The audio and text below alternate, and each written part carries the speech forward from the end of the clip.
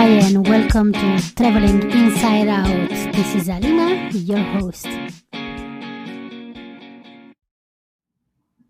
Bună dimineața, Andra.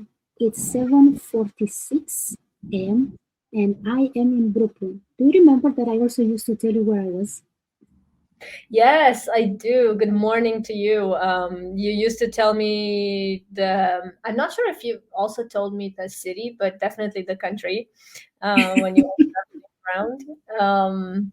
It is 2:47 p.m. in Romania, so good afternoon. So, welcome back from the trip. For whoever doesn't know, Andra has been on a great trip. We will find out if it was great or not, actually.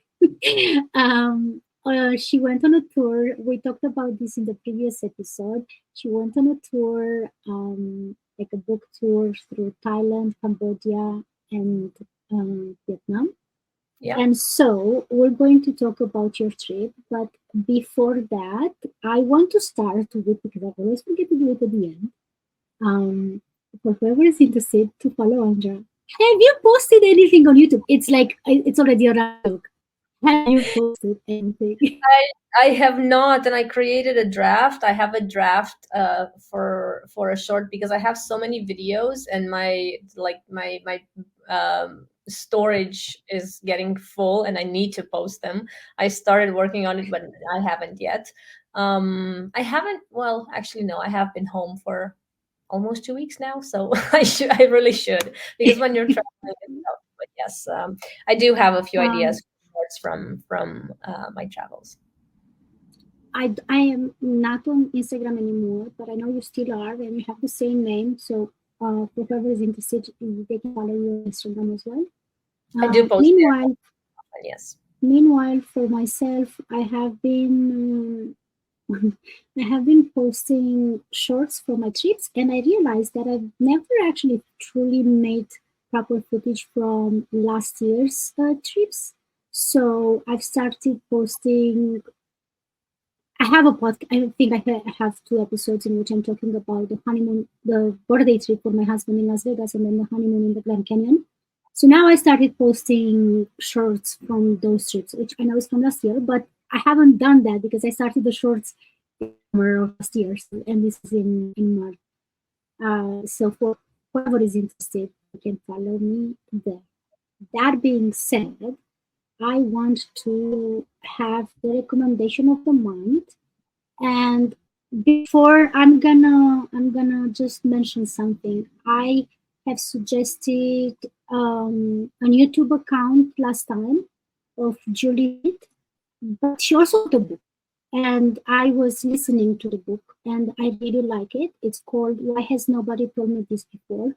And I will remind for whoever doesn't, in case that you haven't watched or listened to or remember, she's a psychologist from UK, and so the whole idea of the book is how during her therapy sessions, a lot of people are like, "Oh, but that sounds so easy. How come nobody has told me this before?" So this was one of the questions that a lot of her clients asked her. So she decided to write a book in which she's basically just giving tips from her experience of therapist that all makes sense, and the way that she explains is so easy to follow. So what is your recommendation? It is also a book, and also written by a woman. It is a fiction work this time. But for me, I really like it because I actually met the author. She was actually doing her master's in creative writing in the UK when I was doing my master's in documentary film. She's Australian. Her name is Holly Ringland, and she wrote this, like her debut. She's currently working on her third novel, but like her debut novel was The Lost Flowers of Alice Hart. And it's really nice. It's based in Australia, where Holly is from, and a lot of the stories that she told me when we met, about Australia and about things about her own life, I found them later on in the book. Of course, it's all fictionalized, but it's really wonderful to to see like snippets of her personal life in there, and some things are very vulnerable, other things are, fiction work, but it's really nice. It's a story about, a young girl, and how she basically becomes a woman in the world, but the red line of the story is, really her relationship with flowers, and what flowers mean to her, and how we also, like, in different countries there are different meanings for flowers. How in some, like, it, different, you give a different flower for a different occasion. It's the same in this book, right? Each flower has a different meaning for Alice Hart, and in certain times of her life she has a special relationship to some plants, and she goes back to places of her childhood, and she remembers the garden that they used to have with her mother. And so it's a very nice, it's a really heartwarming story. So that's my recommendation, especially because I know the author, and that's it's rare. That sounds really interesting. Yeah, it was also made into a series. So I guess it's like two recommendations in one. I have not watched the series yet. It was made by Amazon, and I guess it just aired like at the end of last year. So there you have it. In case somebody doesn't really want to read the book but wants to watch the series, they can watch it. Have I ever told you? I don't remember. I used to have a leaf collection, so Yeah, I would. Do you remember? Yeah. I mean, I had forgotten about it, but now that you mention it, I'm like, yes, I do remember that. Yeah, so I used to have a notebook in which I would just randomly collect the leaves like once a month or something like that, or from different trees, and I would just write my thoughts connected to the leaf and why did I choose that leaf from the ground or from I ripped it from the tree or whatever. I still have it. It's back in Romania. I should nice. I should get it next time when I go to Romania.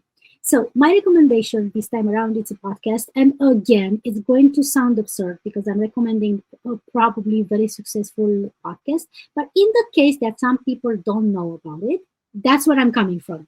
Not of like, look at me recommending. But Julia Louis-Dreyfus has a podcast and it's called Wiser Than Me. And it's about interviewing wiser older women that have been through life. And she says something like, women who know of one thing or two about one thing or two. So she interviews these women that obviously they've been through life, and since she's a celebrity, obviously most of them are also celebrities. So she listened to some of them. I didn't listen to all of them. I listened to some of them.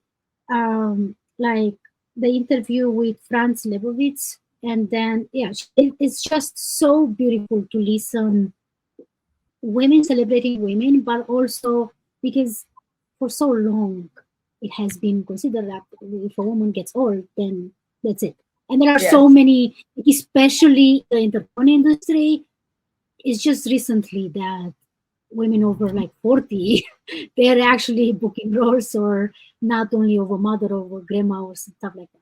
So I think it's a nice podcast. And I mean, I really love Julia Louis-Dreyfus. I think she's really kind but talented, and I don't know, I really loved it. So I'm just suggesting, in case some people don't know about it, I would really give it a listen. There you go. That being said, let's go to Thailand. So I am curious for you to tell me. Obviously, we're gonna get in a lot of your experiencing it, but I am curious. Just to start off, would you ever book a trip like that again? Yes or no? And then we can get into the reasoning, but just yes or no. Would you do this again? Yes. Yes, I would. Awesome. I would. I mean, probably not necessarily an 18 to 39 kind of age limit kind of a trip like this one was, but I would. I mean, even that one, I still have a little bit of time, I guess.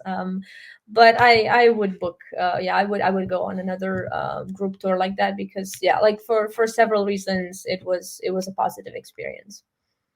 Okay, so let's start with the countries. The first country that you landed in was Thailand, and you arrived like one day earlier than the tour started.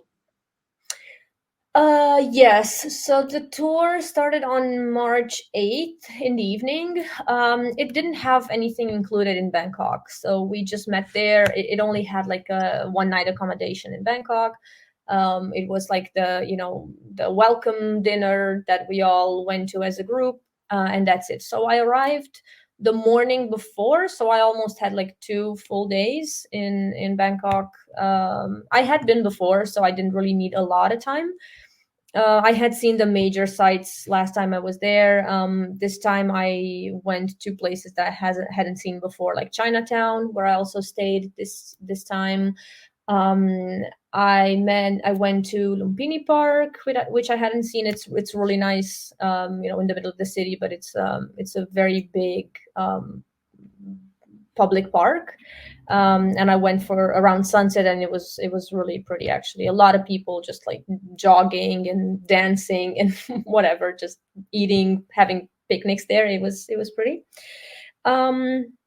I met with a friend. I have a friend from university times there, and so we spent like, I don't even know. I think we ended up spending like 4 hours in a cafe, and we just ate, and we had iced tea. It was a very nice space. She took me there. I hadn't seen it before. It was a space where some people had a workshop for painting. So they were like outside in the backyard. They were painting. Other people were just there with their dogs. Others were just inside just studying. Some students were just there like with their books, and we were just like talking for a few hours. We hadn't seen each other since 2015, so that was it was good. Sorry to interrupt. When you say from university years, do you mean when you did your master in UK? Yes. From UK. She is Thai, and Polly is her name. So we were in the same international student group together with Holly Ringland, the author that I recommended for this month. So it all connects, right? I wasn't even actually considering it, but yeah, it connects that I'm talking about meeting this friend from Thailand and recommending Holly, who we all met in the same context. And then I took a free guided tour in Bangkok, in the old town. So this wasn't part of the actual trip, right, with the company that I had booked. This was like one of those free guided tours, but it was good to have a morning to just walk around and find out more about the old town. And then I had lunch, and I guess in the afternoon I went back to the hotel, and around 6 we met with the group and with our guide. So that was were basically 2 days in Bangkok that I had. And the early morning next day we took off to Cambodia to cross the border. I know you said that it was really hot and humid, and I can only imagine. So how did you, after the initial shock, how did you adjust to the time zone and basically the difference in the temperature? The climate, the whole climate was different. Different. Whenever I go to a really hot place, I always carry a lot of water with me. So I'll have my refillable bottle, and then I also buy probably a second one to keep it cool, because like sweating a lot, dehydration is a huge problem. Other than that, I was we were all constantly just hot and sweaty and clammy, and everybody was like, oh my god, this is so hot. But it was like, in Celsius it was 34, 36 Celsius. Humidity was like 76%. So it was hard compared to Europe, where I had come from, where it was basically still winter. So that's there's not much you can do. Just drink a lot of water, and not just water. If you can have some electrolytes with it, or like coconut water. That was coconut water. It's what I used to have in South America a lot. Yeah, Okay, so you finally made it to Cambodia. yeah. Bucket list checked. First, tell me how many days were in Cambodia total? How many days? So the whole tour was 10 days. In Cambodia, were there for like 7 or 8, 7 days and a half, I Okay, think. So the okay. biggest part was Cambodia for sure. So a week spent in Cambodia. Okay. Yeah. So how was it? First time when you arrived, you were like, "This is happening. This is happening." Yeah, it was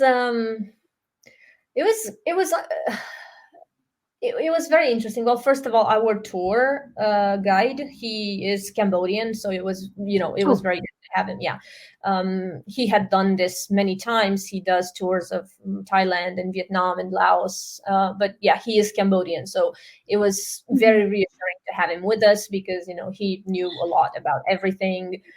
So we were all super relieved that yeah, he knows the borders, customs, and everything else, like how to um you know like which line we should go to, like the visa, is it good, is it not good, things like that. Yeah. I needed to apply. Most of the people in the group were British, and then some of them were German, and only like 3 or 4 of us were other nationalities. And we had to apply for the Cambodian visa in advance. But yeah, like basically everybody else was just like, yeah, visa on arrival, I think. So for them, it was Hmm. easy. Yeah. Um, but so we took a minibus from Thailand and we were taken to the Cambodian border where we stopped and we took our bags and then we crossed on foot. And then on the other side of the border, we were taken by another minibus to drive into the first destination on the list, to Siem Reap. Um, Hmm. it was actually faster at the border crossing than we were expecting. And they had AC inside. It was a nice building. Everybody was like, "Oh, this is great." Right next to the border in Cambodia, there are a lot of casinos, and people from like Thailand, they cross because in Thailand they're not legal, I think, and then they cross into Cambodia to just like you know Okay. gamble, and That's then an they interesting fact. yeah. Yeah. Yeah, it was the same at the border crossing with Vietnam, because also in Vietnam they're not legal. So like right before the border, you see like many casinos, like huge, and and then cows walking around and people on scooters and with babies and things like that. It's very colorful, I have to say.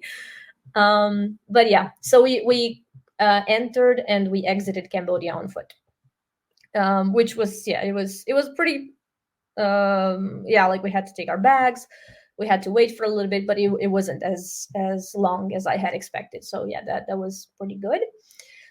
Hmm. um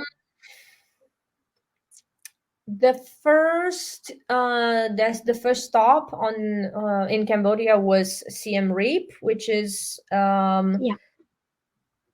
basically the gateway to Angkor Wat, the big temple. Whoever wants to visit that, it's basically well, on the outskirts of Siem Reap. Um, and I really liked Siem Reap because it's a very the atmosphere there, the vibe is, even though it's touristic and there's many tourists around, it's very laid back and it's chill, and it's they have a river and you can eat by the river, and there's lights, and the traffic is not so horrible like in the bigger cities, because this one is kind of smaller. um and we had accommodation in a smaller hotel that also had a pool, so that was really good because Cambodia is also very dusty. And especially, well, it was a dry season, but also they have a lot of construction going on, especially like infrastructure, like roads. And we got so dusty, all of us. We were so sweaty and dusty and everything. So when we got there, it was so blessing to have the pool. It was small, but Hmm. yeah, it was very good. Okay. Yeah. So Well, then, uh, yeah, you can ask me. yeah. I just wanted to ask if um so when you arrived in Cambodia, because I didn't understand. So you arrived in Cambodia, you went to the first, so you already started, like, you entered Cambodia and then you actually started seeing places, right? Is this what you said? Um, I'm sorry. yeah, no, it's no. I didn't fully explain it. So yeah, like the road, that the entire trip from Bangkok, we started like 5 in the morning, and with the border crossing and everything else, we arrived probably after like 9 hours at our accommodation. We had some time, to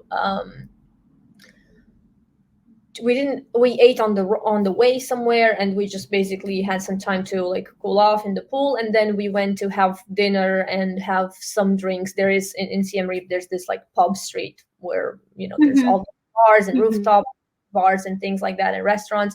So we all went there, we had some food, and basically we went to sleep quite early because the next day we were supposed to go and visit the Angkor Wat, which is like the complex. The temple complex is pretty big. There's actually several temples around there that you can visit. So what they do in these organized tours is that they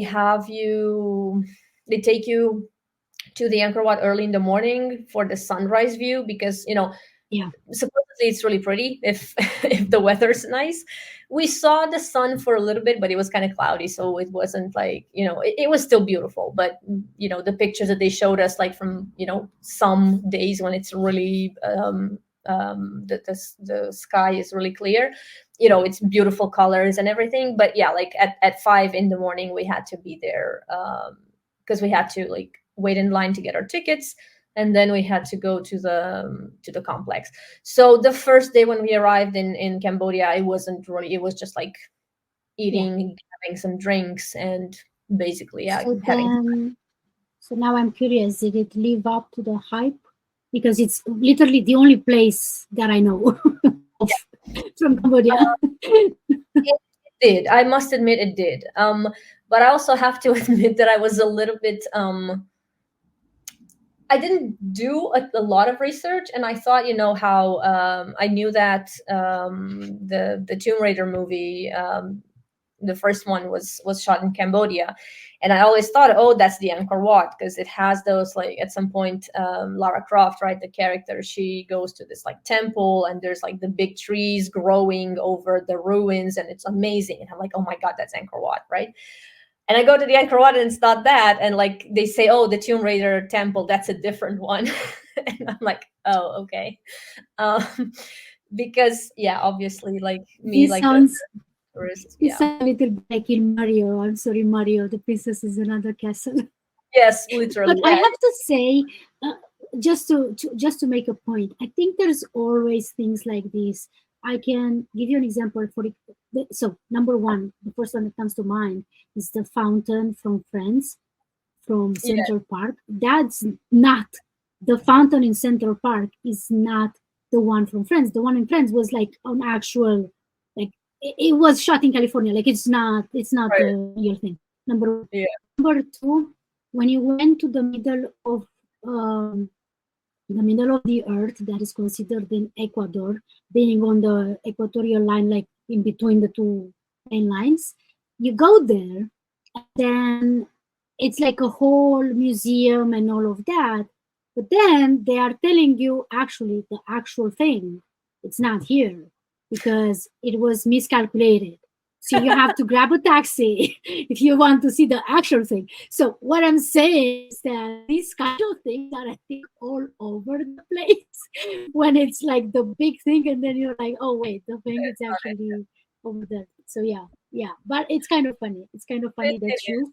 for whoever doesn't remember, Andra mentioned in the previous episode that she was a big fan of Tomb Raider. So it's funny that you did not know, but It now is. you do. But Yeah, now you do. I do feel actually quite stupid that I somehow just assumed that it was, yeah, shot. Obviously, it was shot at the Angkor Wat.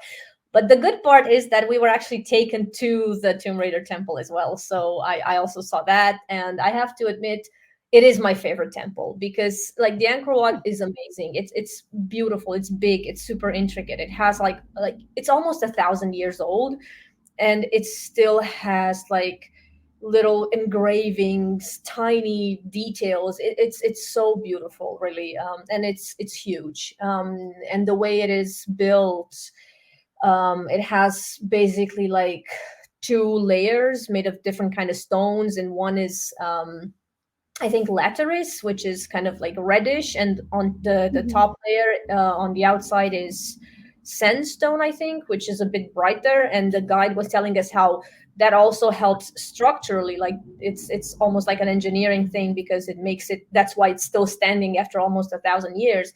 But it also Yeah. like symbolically, it's like the skin and the muscles underneath because they wanted it to make it like a Oh. yeah, like like almost like a living offering for the gods. So it's really it's super impressive. I loved it a lot. But then we were taken to another smaller temple that was basically built. I cannot remember the name of it, but it was basically built with like whatever leftover stones there were from the Angkor Wat. They built this one with, and because the stones are smaller, it has a very interesting appearance to it, almost like a sandcastle. And then the third one that we saw was Taprom Temple, which is really the one where the Tomb Raider movie was shot, and that's where the big trees are growing on top of like the structures, and how they're kind of embracing the ruins. And that one is really impressive. It's smaller, but because of those trees that are so incredible there, they're basically just like the roots are kind of like fingers in between the stones. It's very it's amazing. So I really did like the fact that they are two separate temples because I got to see two really interesting things.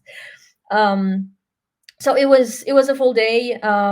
Like I said, it started at sunrise. Before sunrise a little bit, we had breakfast there. The breakfast is very basic. It's like two boiled eggs and one slice of bread.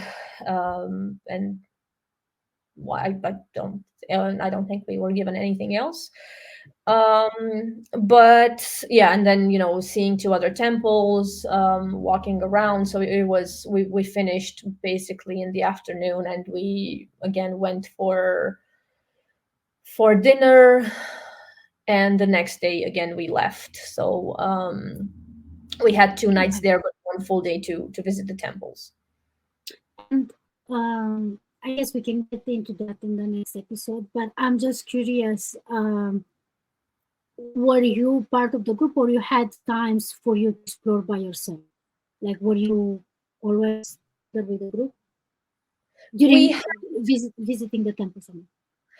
Visiting the temples, we had a local guide. So somebody who was registered to give guidance for that specific place.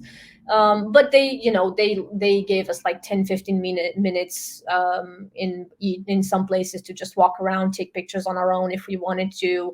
But for the most part, we were with the group. But yeah, like at some point, the guide said, "Okay, like you can roam around for 10-15 minutes. I'll meet you back here in 15 minutes."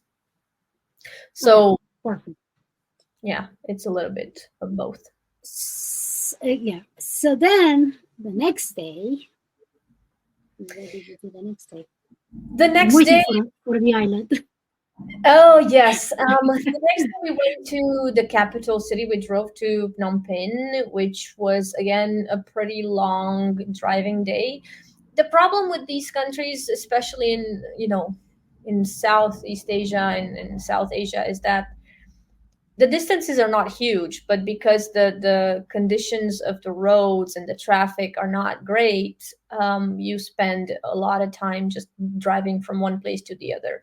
But it was, I have to admit, it was pretty well done because our guide had us stop in several smaller places. So on the way to the capital city, even though again it took like nine hours or whatever, sure, we stopped for lunch, and then we stopped at a place. I don't actually remember where it was. It was like a smaller town that's known for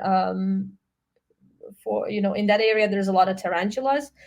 And basically there's like a big parking lot where people just sell deep fried tarantulas, and you can just buy them as snacks and eat. Um, and I mean, I didn't try any, but like people in the group, they just stopped and they tasted deep fried tarantulas, and they were like, "Oh, it's actually not too bad. It tastes like chips or crisps," because they were British. But like the guide, our guide Kim, he was telling us how back in the day during the war, during the Khmer Rouge times, people were super hungry. They had nothing to eat, and they could basically they had to resort to eating whatever they could find, and that was also tarantulas. But now tarantulas are seen kind of like this delicacy, this like fancy snack, because you don't eat it all the time. It's just like when you drive around that area and you find you stop just for a snack. um the scary part was that there were all these like little kids just having like tarantulas in their hand, and the guide told us that we want to avoid those kids because they come and they put the tarantulas on you, and then they ask for money to like remove it. And we were all like hysterical. Like I don't think I've ever seen groups of tourists run away from kids before. But like as soon as you saw a kid approach you, everybody was like, right, but like you could see the tarantulas in their hands, and that was it was a little bit scary. But nobody, no, but our guide also did tell the kids like, don't do this, not here, don't do it with these guys, don't put the spiders on them. But it was something interesting to see. And then on in another and later on we also stopped in another place that was doing like grilled sticky rice in bamboo. So like they stuff bamboo empty bamboo pieces with sticky rice, and they grill it, and and they mix it with coconut, and then they grill it, and it tastes really interesting. So we saw how that is manufactured. So the trip itself did not seem so long because we got to see this little interesting things. And then we made it to the capital city, to Phnom Penh. And again, we just went for like a little orientation walk, where the guide was showing us the main parts of the town, of the city. Um, and then dinner, and that was basically it for that day. The Okay. next day we May I interrupt you? yeah. That's where my tour would have ended because I hate spiders, and I am doing better than how I used to be in the past, but I still hate spiders. And I've been in the Amazonian jungle in Right. Ecuador. So there were, I remember we went on a boat, like just on the boat on the river. So we went on a boat tour, and then we stopped on one of the islands on the river. And so I cannot remember if it was just one night or 2 nights. I think it was just one night. I really cannot remember. I think it was just one. So then one night there was a tarantula that was like high up on the ceiling of the place where we were supposed to have dinner. And I was like, everybody was like, "Oh, that's so cool!" Ha ha ha ha! And I was like, "I'm gonna watch it the whole time because it's above us, and what if it's jumping at us?" It was like terrifying, and again, nothing happened and so on. So the idea of like somebody, like, I would probably go to jail because I don't know, but I would probably kick or punch that kid. So most likely that's where my trip would have ended. I just wanted to mention that. Well, That's so where. you really wanted to, you could stay in the bus, you didn't have to get off. It was just Correct. like a 10-minute stop. Whoever wanted to go to the restroom, whoever wanted to taste the tarantula, because that's either go to the bathroom, taste the tarantula, whatever. But you want However, to I get also off. want to mention when I went to Morocco with my mom and we went to the small Sahara. We didn't go in the actual Sahara, but it was like some dunes before the actual desert. There were some people that they would have not spiders, obviously not spiders, scorpions, like Right. tiny scorpions. And then Yeah. if you want to they would kind like they wouldn't force it on you, but they would be, I don't like it's very common that they are very pushy in those in that part of the world. The sellers are very pushy. So they were kind of so I have pictures of two small scorpions on my hand. And I think I, I don't know if we gave money because I think that was the point. They're gonna put the scorpions in your hand and then they're gonna ask for money. I don't remember if we actually gave them any money. I don't think we did. Um, but yeah, I guess it's a thing that people do. And I also remember a friend of mine that she went to Madagascar, I think, and there they she had like a Like crabs. yeah, probably crabs.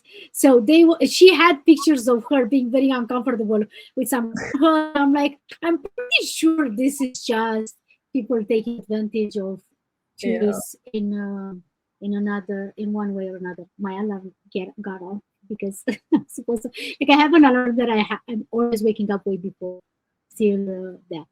Anyway, so that's I just wanted to do that. But let's continue with the next day. The next day let me think. We had so we had almost a full day to explore Phnom Penh. We had in the morning there was like an optional activity. It's so it wasn't included, but whoever wanted to could join, and everybody in the group ended up deciding to go for it. So we went to see this like memorial for the victims of the Khmer Rouge regime and the prisons and the killing fields. So basically, what the communists did to their own people. um and it was it was tough to process. There were, you could see like the mass graves, a memorial full of skulls and bones and skulls of babies, and there were explanations on how the babies were basically like murdered and what the Khmer Rouge said about that, and why, it was definitely, it's a piece of history that you see once, you go to see once in your lifetime, because it needs to be known, just like other parts, like the hot like the Auschwitz, and also in Romania we have like the communist prisons and the former communist prisons, and it's something that you should see. But it was definitely not easy. Everybody was at the end of that, like, after in the afternoon we were all kind of um it was a bit, yeah, it was tough to process, and we had all kind of known that it was going to be that, because we knew and we were told about the horrors of this regime, and basically out of 17 million people in a very short amount of time, like I guess under 2 years or so, or under 3 years, they killed 3 million of their own people. um so yeah, it was something else. But yeah, it was necessary basically to see that as well. um I want to and mention something here because a lot of people are saying that this this is part of history and it should be shown because it's important to learn from the history, but current events seem that people don't care. The ones in charge are still they still don't care. And it's so sad that do you remember did you say when was that? it I think it ended like around 40 years ago, so it was not very long. It was pretty recent. So I think, yeah, so throughout history, we have in so many countries when there are unfortunately places where you are reminded of a huge tragedy. And yet, current events show that we're still not learning. Yeah, I mean, I guess that's why it was not. like included in the trip necessarily. Whoever wanted to go, we had to pay extra, and to but yeah, everybody ended up going. And I guess it's because it's so easy to forget the horrors when when you have it good. And yeah, like these yeah, a couple of people from Germany, they said like, well, actually, yeah, in Germany it's happening the same. Like people who used to live in communist Germany, like some of them are like, yeah, it wasn't so bad back then, because they got like Oh boy. time Oh. erases that. Yeah, so it's I think you're right. I think that's why people need to see this, and especially young people, so that yeah, ideally so that we don't repeat these. But yeah, like terrible things are happening right now as we speak, and nobody's doing anything. So at least we can acknowledge, I guess, the victims. But yeah, there were many groups there. There were a lot of people. There were and a lot of stories. What was really impressive to me, and what I really appreciated in this tour, was that our guide, he told us a lot of stories from his personal life, right? Like during Khmer Rouge times, he Mm-hmm. lost two siblings, one of them because Mm-hmm. of famine, and the other one because she got sick, and there were no doctors um, to to treat anybody. So yeah, like he lost two siblings back in the day, and like and then he was telling us stories about how, because there were so many like guns and weapons left everywhere, when he was a kid he used to go fishing with hand grenades. And one time, like, they would just basically throw a grenade in the pond, and then they would just go and collect the fish that were dead after the explosion. And one time, one of his friends, when he was like 10, another friend of his, like, he went fishing with hand grenades, and he didn't like throw it in time, and he just basically died. And he was like, oh, I guess it was a normal thing for somebody to just die when they go fishing. And like so many stories like that. And it was really interesting to hear him talk about these things, right? But it was, yeah. After that was like a whole afternoon, a whole morning until the afternoon that we did that. And after that we had a bit of time to just explore Phnom Penh by ourselves. We went out. I walked around to take some pictures, basically, and then we all met for dinner, and that was it. That was time in the capital. And then early in the morning, the next day, that was day 5, I guess. I can't fully remember, but I think so. And then we, again, early in the morning, drove to the coast to get the boat to get to the island, to make the transition to like happier topics. Cambodia, I had heard from like a friend who had been to Cambodia before, that Cambodia has nice beaches. And this tour had 2 nights on an island, and I was excited about that, because I really wanted to see what the beaches are like there. The good part is that like we went to Korong Island, which is smaller. It's closer to Sihanoukville, so that's the town where we boarded the boat. The island itself, there's not too much on it. There's like a few small villages, and it's beautiful. It has white sands, turquoise beach waters. There's obviously trash that the water brings, because this is the new reality now. But it was beautiful. Um, the good part is that, because not too many people come to Cambodia for the beach, it really wasn't crowded at all. So most people go to Thailand if they want to go to the beach, but not so much in Cambodia. And so there were like free sunbeds that you could just use, no charges. There were, I guess, where we were, there were just a few other, there were like 2 or 3 hostels basically, and it was us and then a few other tourists. So at some point our group just like sat on the beach somewhere and we got in the water. It was really just us in the water, no other tourists around. So it was really nice. And in the evening we went further out, like because there was a little harbor and we went a bit further away from the pier, and we could see some bioluminescent plankton, which was really nice. Like you can't really see it like in the Maldives where you have pictures of like almost like stars in the water. But when you got in the water and you swim a little bit, you can see like little sparkles in the water, which was very nice. It's like magical. So that was like the highlight of the island. And so yeah, we had a full day. The next day we had a full day to just like chill. The internet was terrible there, obviously, but it's not such a big problem. There were a few food places. We had like coconut and mango and pineapple juice. So basically, we had some time to chill.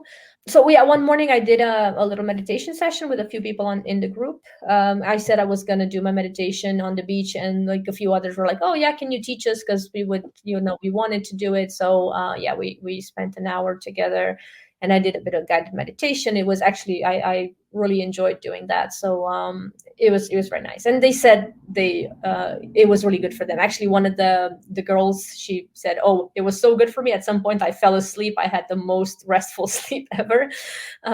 We had been also very tired, all of us, because of the heat, because of waking up early, long travel days.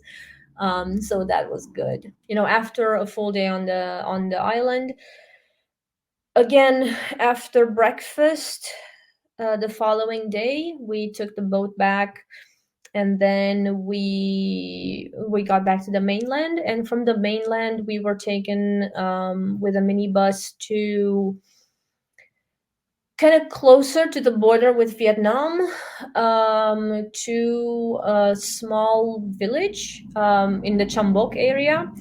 Yeah. And the idea here is, actually I forgot to mention one thing, but I will say it now. So in Chambok, there is like a little association to help the local community. And G Adventures, the company that I had booked this tour with, they worked with that association to kind of bring more tourists in the area. And the area is really nice because it has this canyon.